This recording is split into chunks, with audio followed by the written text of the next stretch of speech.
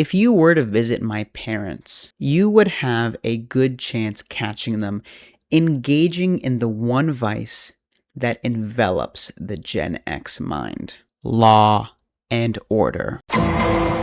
There is something about these soap opera type shows that I never quite understood growing up until I started reading X-Men. Okay, so God Loves Man Kills was fire. Let's read Claremont's full run. Let's see. Okay, where do I begin? Fuck. How can anybody read 209 issues of a series? That's like all of my videos combined. That's like a part-time job. I mean, doesn't it get stale? Story after story after story with no definitive end? I just can't imagine choosing to watch 25 seasons of TV. Or can I? I am so excited to share with you the highs and lows of Claremont's first 16 issues, plus a few other goodies along the way. But I'm definitely at a bit of a creative loss how to cover the run as a whole, how to make it interesting, what I want to say, what format to do. So my plan is cover this one, see how it does, see if you have any ideas how you would want it covered, and just keep reading along the way. Because that brings me to my number one tip for new readers like myself trying to get into this dictionary of lore for the first time. Slow down. It's hard to resist the urge to just get to the end. Just read it all, binge that shit. But Claremont's X-Men, I really feel, is written pretty antithetical to that mindset.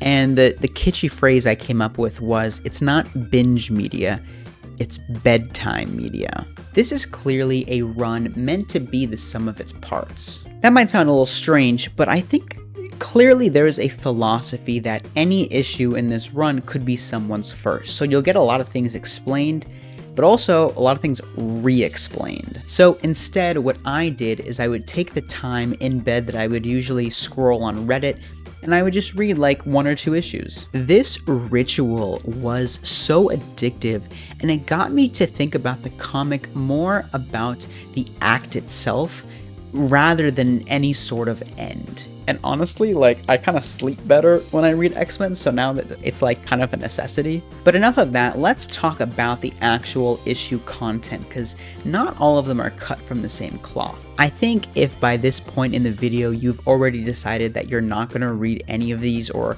you don't really care for them, they're too old, they're too long, whatever, I think it at least behooves you to read Giant Size X-Men. It really sets up the status quo going forward, and it's just one chunky single issue you could read in like an hour. This one was not written by Claremont, but the quality is right up there with his best. The prose is pretty good, which is not something I can say about most comics. Xavier spends the first half of the issue recruiting new X-Men, and it's pretty darn cute. And Charles, despite being like one of my favorite characters in the movies, is probably one of the most stale protagonists of the bunch. But I mean that as a pure compliment to the other characters. I mean, there is just something to these characters that is so unabashedly fun. Banshee is a character deeply motivated by joy. I just admire his loyalty and charm, and he has a great on-page presence. Storm is so kind. She, despite all of her individual hardships,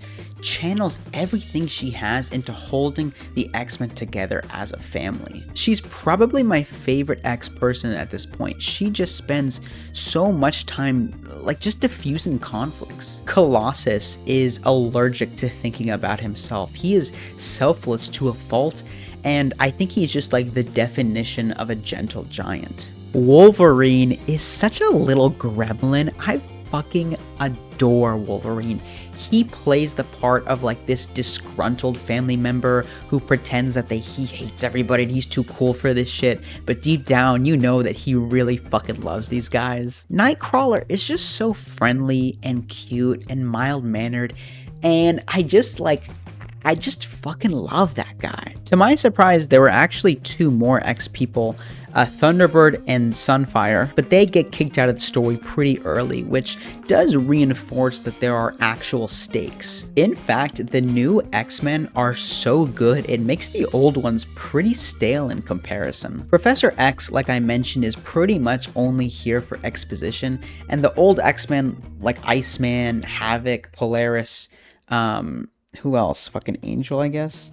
They're pretty wisely discarded for the most part, and I think wisdom permeates the creative decisions of this run. For example, Jean Grey is one of those stale characters by comparison, so we go right into the Phoenix Saga. I'm only halfway through the arc, but Claremont just has a really good finger on the pulse to know which characters need some love, and there is no one who gets more love than Cyclops. I had heard that movie Cyclops was like such a disservice to comic Cyclops, but holy shit, guys. Scott Summers is the leader of the X-Men in more ways than one. He's so brave of heart, paternal, and just corny as all hell. I think his relatively vanilla attributes are really what makes him stick out in this world. It kind of seems like everybody gets to have their flaws except him. He has immense pressure on him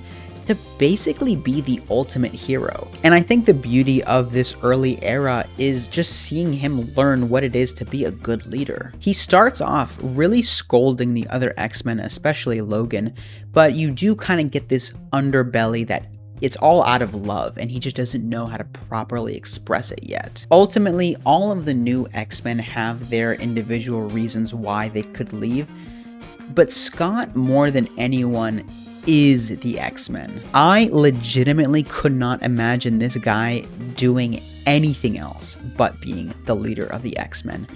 And that is really fucking cool. Since everyone is contributing here, there really isn't like dead weight. They'll often knock out a few X-Men where you have the others cover for them, and it leads to an experience where you don't groan if your least favorite X-person is getting their main character treatment. And I think when you get the characters right, everything else just flows from there. That action is really stellar. You'll have all of these great sequences where the mutants are like working off each other's powers in these like awesome combos, and it all just like comes together in these beautiful full page spreads. I'm gonna like broadly thank John Byrne and say that he does a great job, but there's honestly like just so much stuff to praise with the art and the colors, like Dave Cockrum, and I just like, despite having so many different people with pencils and ink and colors, it all feels so cohesive and it's just so freaking pretty. But like, strip all that away, I just enjoy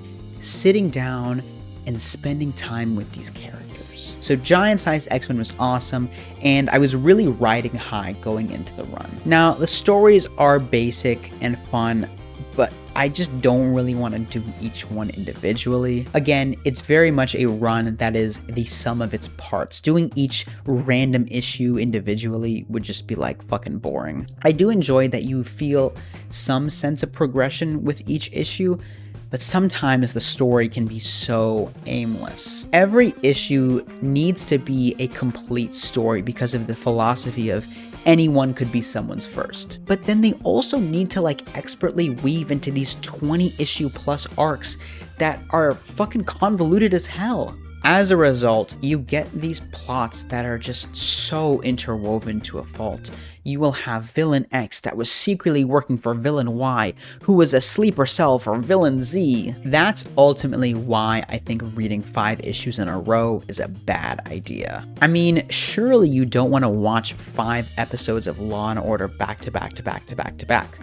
Mom and Dad do not comment. I should mention there were a couple Iron Fist issues and a couple like annuals with Spider-Man, but honestly, I didn't care for any of those. I definitely prefer my X-Men solo because when you have like Thor coming into the story, it like makes the assumption that humanity is bigoted towards mutants pretty unbelievable.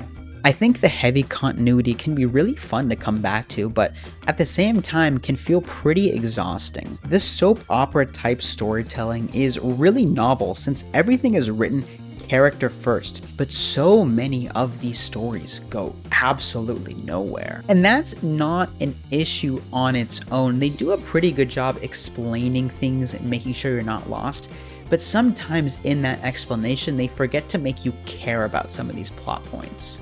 I feel conflicted because I had a lot of fun with this comic, but I felt that I needed to meet it halfway, and it's very hard for me to recommend like a 209 issue run with that mindset. For example, SpongeBob. SpongeBob is a 10 out of 10 masterpiece of a Saturday morning cartoon. But I could never tell a 25-year-old dude who has never seen SpongeBob watch from episode 1. Confronting these drawn out, over-engineered plot lines with, oh, but they're so cozy before bed, can really only take you so far. Again, I definitely need to read more. I was thinking back to my series on Steve Ditko's Spider-Man, how much my opinions changed from, issue 1 to issue 38. All in all, I don't think this is an amazing comic, but I do think it's an addictive one. And while I'm gonna give it a 5 out of 10, you're gonna catch me reading some tonight. I think there's a lot of potential, especially after I finish the Phoenix Saga, so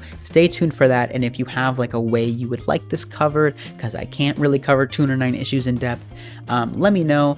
Definitely would love your feedback. I reply to every single comment. I love you guys. Subscribe and check out my X-Men video where I read God Loves Man Kills. That shit was fire. And next time on the channel, we are going to be reading Captain America White by Jeff Loeb and Tim Sale, who are my other creative crushes. And yeah, I guess I'll freaking see you guys later.